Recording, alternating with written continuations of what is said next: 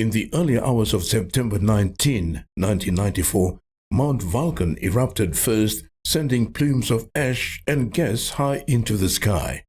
It was soon followed by Mount Vurvur, which exploded with a flurry that no one in Rabaul had ever witnessed.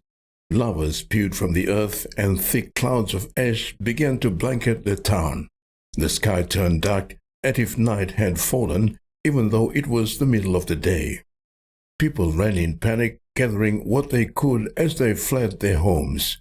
Those who had lived through early volcanic activity knew the danger all too well, but even they were shocked by the sheer intensity of the eruption. Buildings collapsed under the weight of ash, roads became impassable, and the once vibrant town was transformed into a ghostly wasteland.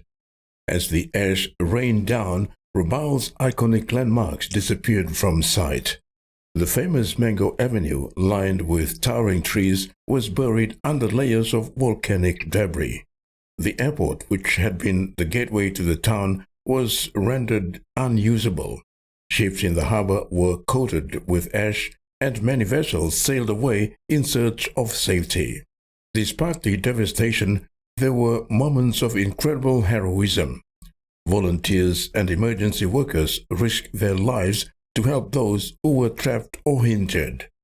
The residents of Kokopo, a nearby town, opened their homes to those who had been displaced. In the midst of chaos, the community came together to protect and care for one another. By the time the eruption subsided, Rabaul was unrecognizable. The twin eruptions had reshaped the landscape, burying parts of the town and leaving behind a surreal ash-covered scene.